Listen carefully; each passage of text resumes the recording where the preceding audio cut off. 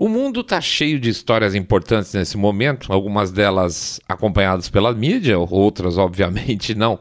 Mas essa última semana teve um jeito meio estranho, gente. Tem muita coisa derretendo, coisas que vinham em um compasso e pararam, coisas que a gente não estava percebendo, mas estão deixando de funcionar. Vamos então fazer um programa de mini histórias, eu acho que são 5 no total, para contar para vocês como nós e vocês que acompanham o que está acontecendo por aí afora, tá tudo parecendo especialmente fora de esquadro, tá bom? Daqui a pouco a gente volta.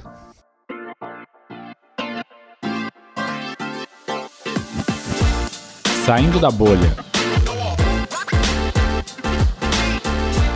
Menos notícia, mais informação para você. Derretendo.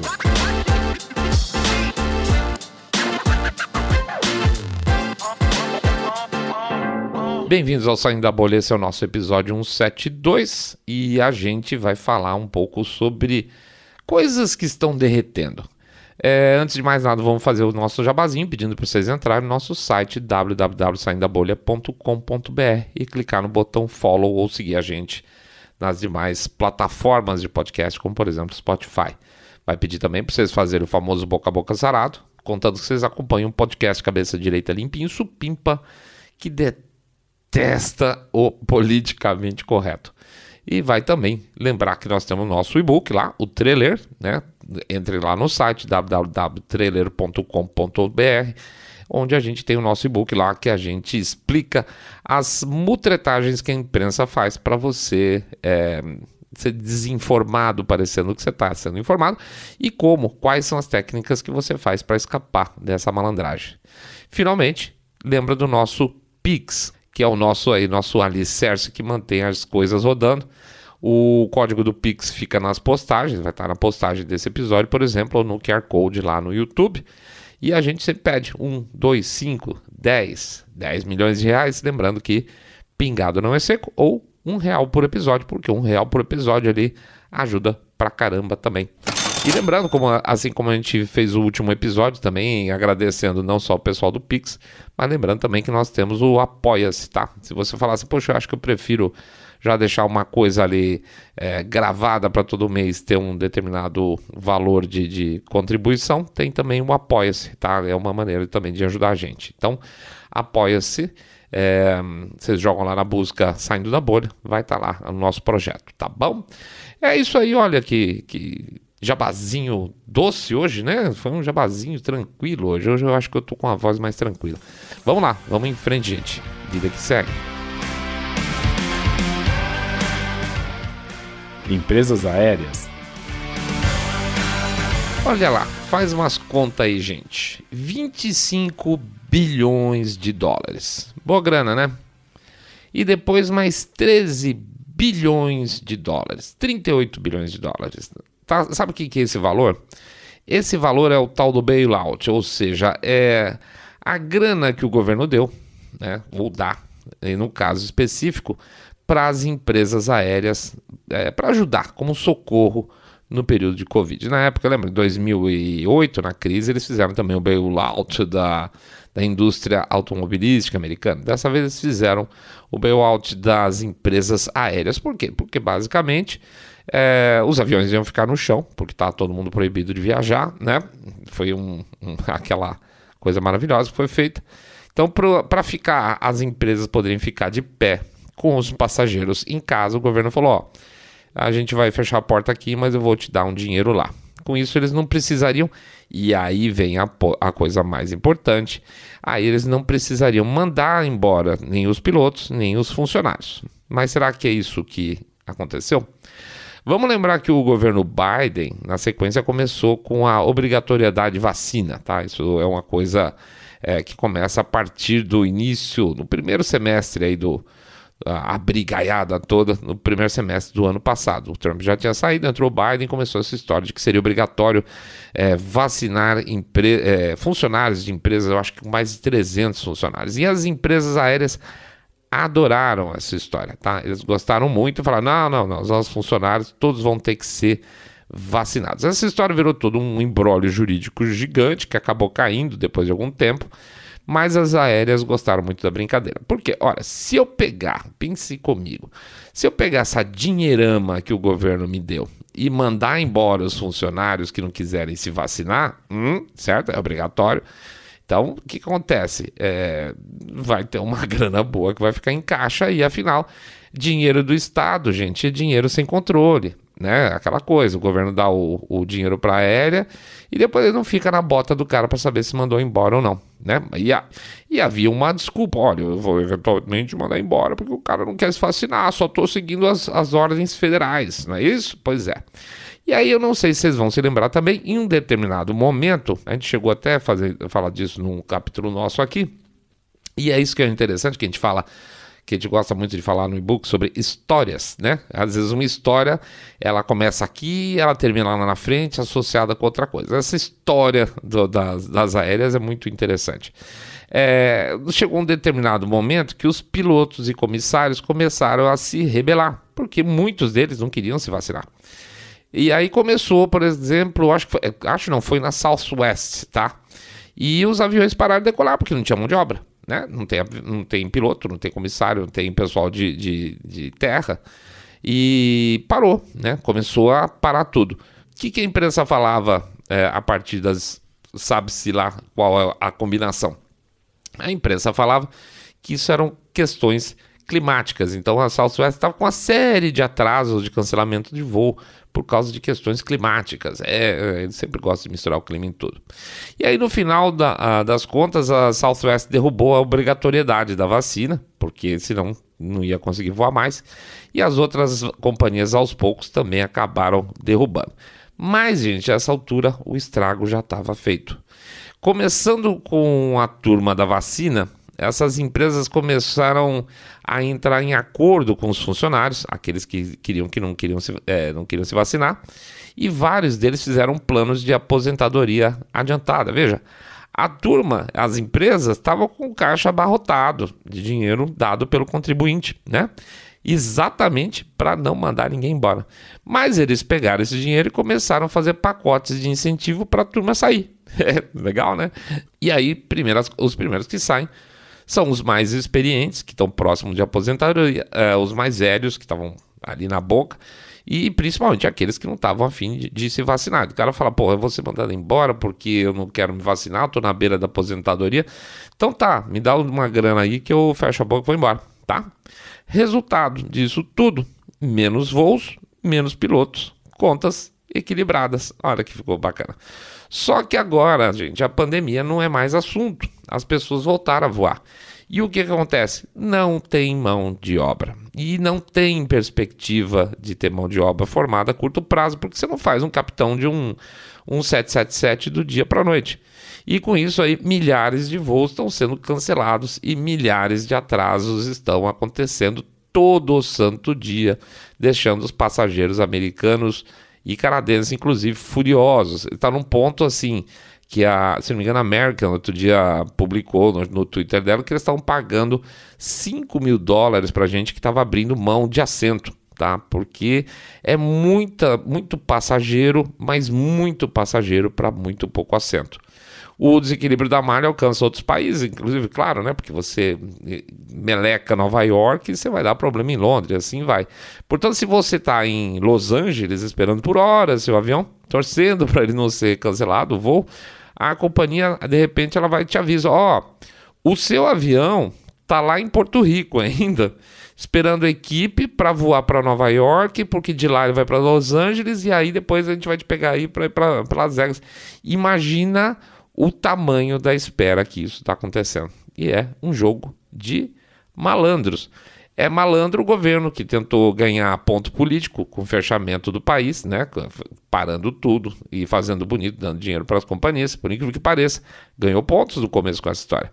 Malandras as companhias que pegaram o dinheiro do contribuinte e ao invés de segurar o funcionário, sanearam as suas contas. E malandro, claro, a imprensa que teve a cara de pau de dizer que uma companhia aérea que estava cancelando o voo por questão climática e a outra companhia estava fazendo o mesmo voo para o mesmo destino, a partir da mesma origem, e estava tudo normal, ou seja, só tinha problema climático, por exemplo, na época para Southwest. Depois teve uma época que teve problemas climáticos para American também. Qual que é a questão? É não falar mal dos seus patrocinadores, as companhias aéreas que jogam a grana lá dentro? Pode ser. Mas o fato é que a imprensa ficou caladinha e entrou junto no jogo, dizendo que era tudo culpa do clima. O problema é esse. Quando a cabeça do esquema é malandra, quem se ferra, como sempre, é o contribuinte e é o consumidor. Rússia e Ucrânia. Tá tudo meio estranho para aquelas bandas lá, viu, gente? Pelo lado da Rússia, teve uma paradeira geral. A gente acompanha todo dia lá os boletins que vêm dos avanços do exército, eu ia falar soviético, não deixa de ser, mas do exército russo, e já essa história do já perdeu acaba ganhando corpo, né? É apenas, e pro lado do pessoal que é mais pró-Rússia, não, imagina, é só uma freada de arrumação, aí eles estão botando ordem na casa e tal. Então assim, não dá para saber, mas não tá bom, né? Porque se tivesse bom, o exército russo estaria avançando no mesmo compasso de sempre, que se não era rapidíssimo, ao menos era consistente. Então alguma coisa aconteceu e é por enquanto tudo que dá para afirmar. E não é bom, tá? Porque tem mais de uma semana aí que eu não vejo a fronteira, vamos dizer assim, russa entrando mais para dentro da Ucrânia. Pelo menos uns 9 dias não tem nada de significativo. Do outro lado, mais derretimento também. O Zelensky demitiu um pacote de embaixadores, de representantes do país no exterior, né? Ficou cheirando a que esse grupo poderia estar participando de algum tipo de negociação que não estava no radar dele. Esses diplomatas foram localizados e abatidos em voo. E agora, 2-3 dias atrás, foi a vez de 2 membros do círculo mais próximo do Zelensky. A tal da Irina Venediktova, eu acho que é assim, Venediktova, isso, procuradora-geral, tá? Era a procuradora-geral do Zelensky.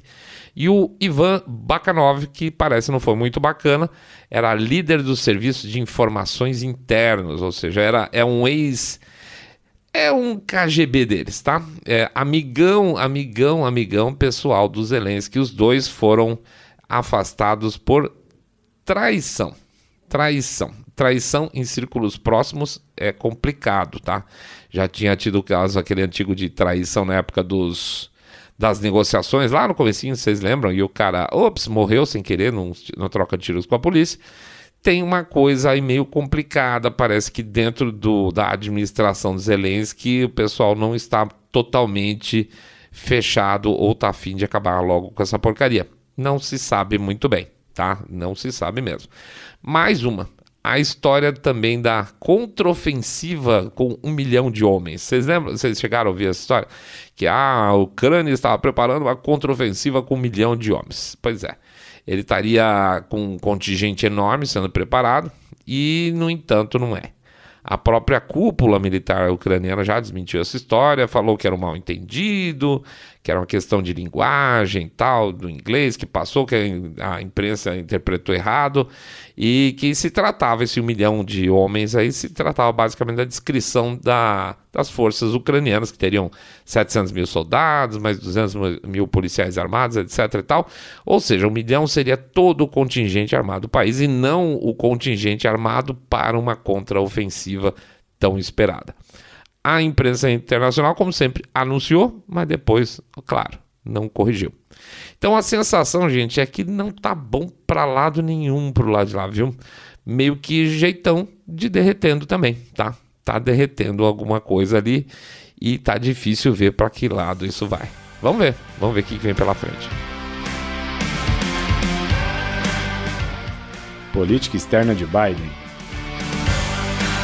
Bom, Biden derretendo é quase o óbvio, né?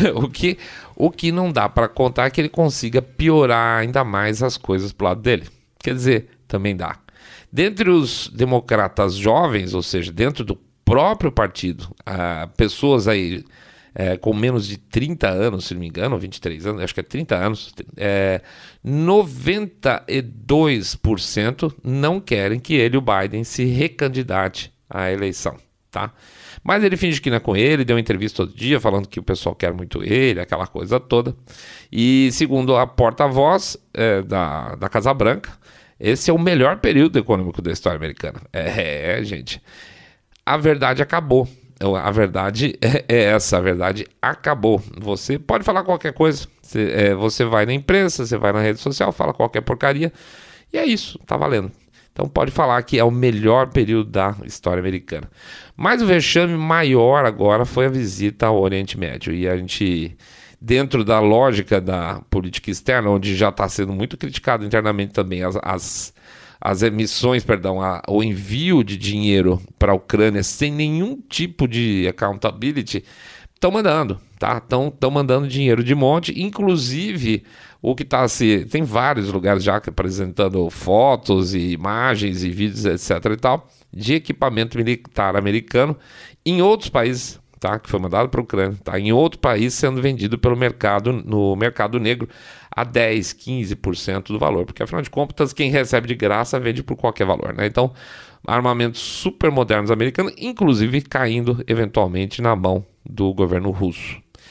Tudo errado. Mas então, falando do vexame do Oriente Médio, começa com ele Biden, chegando a Israel e saudando e honrando. Ele honrou o Holocausto. Olha que coisa bonita, que discurso bem feito, né? Depois ele tomou uma paulada nesse discurso, naqueles discursos onde ficam os dois chefes de Estado lado a lado. O primeiro-ministro interino de Israel, que ele está substituindo o Naftali Bennett, né? Que eu nunca fui com a cara desse cara, tinha alguma coisa muito errada com esse sujeito. Não tenho o que dizer para vocês, falar assim, olha só, é por causa disso, mas assim, tinha alguma coisa muito errada. Ainda bem que esse cara caiu. Então tá lá o primeiro-ministro interino de Israel falando lá na reunião, ele se refere ao Irã, e a Casa Branca se faz desentendida nessa história. E a gente sabe que esse é um assunto que não vai ficar fácil, não vai ficar assim, simplesmente saindo pela tangente. Israel vai fazer o que for necessário para o Irã não ter armas nucleares. O que for necessário, por mais que o governo americano se faça de morto, tá? Então, não adianta o Biden ir lá e dar uma de louco, que eles vão continuar no caminho deles. Pior, o Biden comemorou lá em Israel também os voos das aeronaves israelenses que agora podem passar sobre a Arábia Saudita, quando, na verdade, isso tudo, essa questão aí, é resultado daquelas antigas negociações lá do Trump, os famosos Abraham Accords, né, os acordos de Abrão, que a imprensa americana na época criticou, quer dizer, não criticou os acordos, porque aí seria demais, mas criticou o Trump, porque quando ele anunciou os acordos, que eram históricos, ele não estava usando máscara, e eles deixaram de lado a importância histórica daquele momento para ficar falando do Trump sem máscara. Pois é, como eu falei, a verdade acabou, né? Finalmente o Biden então saiu de Israel e foi para a Arábia Saudita e virou meme, e virou piada internacional. Ele foi xingado pela esquerda americana, foi ridicularizado pelos republicanos. Foi uma viagem absurda, totalmente absurda. Ele foi xingado pela esquerda do Partido Democrata porque na campanha ele tinha prometido ser duro com os sauditas pela morte lá do jornalista, o Jamal Khashoggi, foi morto por ordem do Estado Saudita, certamente, e na época ele chamou a Arábia Saudita de Estado pária, falou que ia ser duro com eles para ganhar ponto com os eleitores de esquerda americana, e agora foi lá, né, com o perdão da palavra, mostrar a bunda para os sauditas para ver se conseguia mais petróleo para sair da crise de abastecimento de energia que a própria administração Biden criou. Então eles criam uma porcaria de uma crise, eles eram autossuficientes em petróleo, certo? E aí para ficar limpinhos, eles param de produzir petróleo internamente e vão comprar dos sauditas. Não faz sentido nenhum e ainda pegou muito mal. Para piorar, ele ainda deu um fist bump, né? Aquele cumprimentozinho sem vergonha lá, sem apertar a mão. Tudo com uma dose de constrangimento entre as partes, principalmente na parte saudita, um horror geral. Aliás, ele também cochilou em uma reunião em Israel, tá? Além de terminar um dos discursos lá, fazendo aquele famoso como é que eles chamam lá? Aperta a mão do fantasma, né? Que ele vai lá e aperta a mão vai procurar alguém para apertar a mão e não tem ninguém do lado para apertar, uma coisa horrorosa. O Biden mostrou que tem, nessa viagem especificamente, tudo que tem de pior na administração dele. Ele mesmo, né? Totalmente gaga, e uma política externa que envergonha, literalmente, envergonha os americanos. E aí, no intervalo, o governador da Califórnia, o Biden lá no Oriente Médio, o governador da Califórnia, o Gavin Newsom, foi na Casa Branca visitar o Biden sem que o Biden estivesse lá. Meu Deus, gente, será que esse vexame democrata não tem fim? Eu acho que não. Kamala. Ah, sim, tem a Kamala. A Kamala que consegue derreter o que já está derretido, né? Não tem fim, né? Porque a Kamala Harris não é uma pessoa intelectualmente brilhante. Vamos ser muito franco. A gente já tinha colocado um vídeo dela no YouTube 2 meses atrás, exatamente respondendo algumas perguntas. É um horror. Ela fica falando, we will work together and we will continue to work together. We will work together and continue to work together. Dá uma olhada lá 2 meses atrás. Mas tudo bem, o que aconteceu? O que aconteceu é que agora em fevereiro desse primeiro semestre, a equipe de comunicação da Kamala pulou fora, tá? Ela é muito ruim, gente, não é brincadeira, tá? A gente tem um vídeo sobre, um episódio, perdão, sobre a Kamala, eu acho que chamava O Saco de Pancada do Trump Chegou, alguma coisa assim, e conta a história da Kamala. A história dela é de uma política tipicamente aproveitadora, populista no mau sentido. Ela vai para o lado que for necessário, de repente ela é a procuradora-geral durona, daqui a pouco ela é a socialista do pedaço. Então ela vai para onde for. A Kamala Harris não é nada, tá? Falar assim, a Kamala Harris é socialista, ela é comunista, ela não é nada, tá, gente? Ela é aquilo que ela precisa e as pessoas vão junto. E ela deu a sorte de ser uma mulher negra no momento de precisarem de uma mulher negra para ser vice-presidente dos Estados Unidos. Basicamente, a história é essa aí. E ela é burra, tá? Trabalhar, então, para uma pessoa como essa queima o filme profissionalmente. Lembra que chegaram a contratar atores mirins para ela conversar, só para ela fazer pergunta certa para ela? Então, assim, ficaram com medo de que crianças pudessem colocá-la numa situação complicada e contrataram atores para perguntar as coisas. E isso vazou, isso caiu muito mal e saiu a equipe. Pois a nova equipe que entrou em fevereiro agora também já está de saída, tá? Mesma coisa, falta de liderança, a mulher é mal educada e tudo indica que no tratamento do dia a dia seja absolutamente intragável. Alguém lembra da Dilma? Então, é por aí. Fazendeiros. E os fazendeiros estão fazendo aquilo que ninguém imaginava que poderia ser feito com a União Europeia. Eles estão deixando os caras de cabelo em pé, tá? A União Europeia está derretendo? Não sei se a União Europeia está derretendo, mas os planos de fast track, essa coisa de fazer as coisas na tocada antes que as pessoas percebam que tudo mudou, não está colando. Agora é a vez de Espanha, os fazendeiros de lá, e a coisa tá tomando corpo, tá pegando um ritmo aí parecido com o da Holanda, tá? Porque eles viram também que eles também estão na meta aí da União Europeia. Então agora a gente já pode falar de Holanda, que tá paradaço, negociação nenhuma deu certo, e a gente tá vendo entrevista, não é a primeira entrevista, e eu estou sendo bem sincero para você, o cara chega e fala, bom, tá, e se o governo não mudar de posição, os caras respondem assim, então nós vamos para a guerra civil. Basicamente é o que os caras estão falando abertamente, tá? Fazendeiros estão falando em ir diretamente para a guerra civil. A gente está vendo pessoas do povo fazendo manifestações, caminhadas, etc., de apoio aos fazendeiros, ou seja, não está colando também. Tem na Suíça, também está acontecendo protestos na Suíça nesse sentido. Na Itália e na Alemanha. Na Alemanha eu acho que é até o corpo muito mais forte aí, porque eles sentem diretamente a proximidade com o caminho que é muito parecido com o governo que está sendo feito pelo governo holandês, e eles conhecem, parte do eleitorado conhece muito bem o que é capaz de fazer os socialistas, os sociais-democratas, cof, lá na Alemanha, tá? Então, não é nada, você está falando de algum das maiores economias da Europa. Alemanha, Itália, Espanha, Holanda e Suíça. tá? Apesar da Suíça não ser União Europeia, mas pelo menos em relação à Europa a coisa está ficando pesada. Acho que não vai dar para esticar essa corda há muito tempo, tá? A sensação que eu tenho é que os caras estão fingindo de morto e vão tentar continuar avançando. Mais ou menos como se está se fazendo aqui no Brasil em outros assuntos. Mas isso aí vai chegar a um momento em que um lado vai ter que ceder na porrada. Infelizmente é isso aí. A tal da ciência. Ah, sim, não vai ter como deixar de falar da última derretida aqui, que é com a tal da ciência. Então vai ter uma história a mais do que a gente imaginava. Acho que vão ser 6 e não são 5 como a gente imaginava. A tal da ciência anda sendo muito judiada. E quando as pessoas hoje falam se você acredita na ciência, na verdade elas estão fazendo um desfavor à ciência. Primeiro porque você não acredita na ciência. Ciência não é religião, né? O lindo da ciência, e a minha origem inicial acadêmica era a engenharia, é exatamente a disposição de se discutir, de contestar e com provas científicas, né, com método científico, provar ou não provar que determinadas teorias são válidas ou não. Só isso.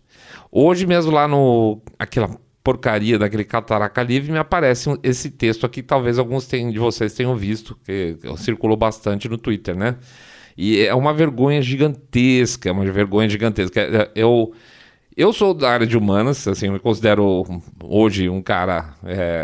eu sou um publicitário, né? Sou publicitário, apesar de ter feito alguns anos de engenharia, eu me considero um publicitário. Então eu sou um cara da área de humanas. Mas eu tenho muita vergonha da falta de pensamento racional que tem os meus colegas da área de comunicação, né? E principalmente para um cara escrever um texto desse e publicar no tal do Catraca Livre, lá, se não me engano, é o Catraca News que chama. Olha que beleza, né? Vou ler para vocês, para quem não viu.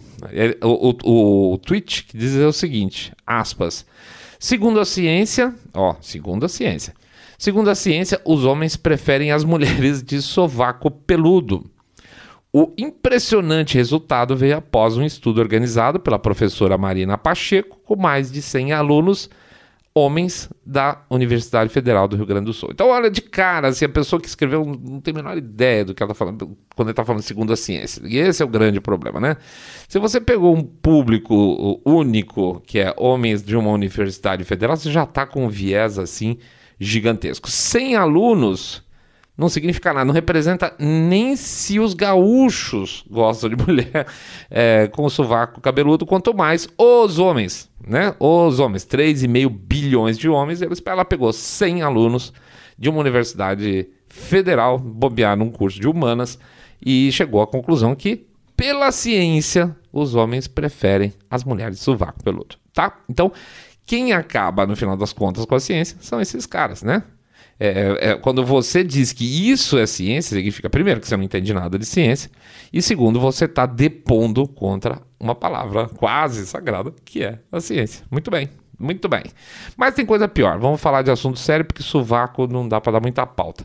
Eu não sei se vocês se lembram da doutora Deborah Birx, tá? Ela sempre aparecia nas coletivas de imprensa do Trump, na época, lá no comecinho da Covid, sempre falava o Fauci e falava ela. Mal roubado, os dois, o Trump também, para pegar uns assessores, vou te contar. Lembra dos famosos 15 dias, bem no começo de tudo? Ó, a gente para 15 dias e as coisas vão resolver? Pois é. Foi ideia da doutora Deborah Birx a aplicação lá nos Estados Unidos. E agora ela confessa em um livro que nunca teve dado científico que comprovasse a eficácia da medida. Ela diz, tá? Não sou eu que estou falando. Ela diz que não tinha dado científico que comprovasse a eficácia da medida de fechar o país por 15 dias, porque os dados que ela recebia do CDC lá não eram conclusivos. Então, era o que ela achava. Então, o que ela fazia? Ela alterava os dados de acordo com as necessidades dela de provar para o Trump que ela estava certa. E voilá, conseguiu, tá? Ou seja, gente, olha que interessante, é extremamente significativo, não é só para passar raiva com essas coisas, não. Tem coisas que são muito legais que você tira dessas histórias. Então, por exemplo, a Deborah Birx não acredita em ciência, certo? Ela dá para afirmar, porque ela não acredita porque ela usa a ciência manipulando evidências para chegar onde ela deseja, sem embasamento científico. Logo, a pesquisadora, a cientista que tomava conta da coisa, não acredita na ciência. Ela falava assim, mas olha, os dados não são conclusivos, mas eu acredito. Isso não é ciência, certo? Por outro lado, gente, o Trump acredita na ciência, porque a partir dos dados, aspas, científicos que vinha da doutora Deborah Birx, ele resolveu apoiar a medida que ele julgava negativa, porque faria mal para a economia e para os cidadãos em geral, como de fato fez. Ainda assim, bom, já que tem dados que comprovam que isso é o melhor a ser feito, eu vou fazer, mesmo sabendo do peso disso aí. Então, o Trump acredita na ciência. Doutora Deborah Birx não acredita na ciência, tá? Só que sempre o que você ouviu foi o contrário. Trump era um anti-ciência e a equipe dele sofria para colocar ordem naquela cabeça dura dele, né? Ora. Então, gente, o que está derretendo não é a ciência. São os homens da ciência e os divulgadores do pensamento científico, vulgo estagiário de mídia, que fica botando bobagem na internet, tá bom? É isso aí, derretendo. Vamos em frente. Mas tudo que derrete, gente, é bom no final das contas, porque começa a ir para a superfície. É como se fosse um gelo aí que está saindo do fundo do nosso mar e está indo para a superfície. Ele está falando, olha o tamanho desse iceberg, era muito maior do que eu imaginava, né? A exposição à luz do sol é exatamente o que o pessoal sempre fala, é o melhor desinfetante. Beleza? Vamos lá então fazer o nosso jabacito final, pedindo para vocês entrarem lá no site www.saindodabolha.com.br e clicar no botão follow ou seguir a gente no Spotify, Podcast Addict, Google, Apple Podcasts também pode ser. Pede também para vocês seguirem a gente no YouTube, dar um likezinho, fazer lá ou clicar no sininho, eles não avisam vocês de qualquer jeito. Todo mundo fala, se eu sair da bolha, eu cliquei no sininho, mas não me avisa. Não avisam mesmo, gente. Tem um monte de gente que não recebe notificação, não. Mas a gente tenta, né? Que mais que a gente pede? A gente pede para vocês dar o share do episódio, já que o YouTube não dá e o Facebook não dá, a gente pede para vocês fazerem o share do episódio. E pede também, por favor, para vocês fazerem o famoso boca a boca sarado, contando que vocês acompanham o podcast Cabeça Direita Limpinho, supimpa que detesta, abomina o politicamente correto e curte muito quando vê esse tipo de bobagem derreter. E finalmente, vamos lá, trailer, pedindo para vocês entrar no nosso site lá. Quem não comprou ainda, dá uma olhada lá. É um livro muito bacana, onde a gente conta aí algumas histórias relacionadas com a imprensa. E finalmente também, aí sim, pedir para vocês não esquecerem do nosso Pix. Exatamente, eu vi alguém na cabeça de alguém falou assim, esse cara vai falar do Pix agora. Claro que sim. Então vamos lá, o Pix fica o código nas nossas postagens ou o QR Code fica lá no thumbnail quando tá rolando o episódio do YouTube, tá? A gente pede sempre 1, 2, 5, 10 milhões de reais. Lembrando que pingado não é seco. Ou R$1 por episódio. Por quê? R$1 por episódio, gente, ajuda pra caramba, tá? São vocês que viabilizam isso tudo aqui. Tá certo, gente? Consegui. Estamos seguindo a risca essa semana. Estamos mais bem comportados. Acho que a gente vai conseguir botar 3 episódios essa semana. Grande abraço para todo mundo. Muito obrigado pela companhia. Fiquem todos na paz. Fiquem todos muito, mas super bem. Saindo da bolha.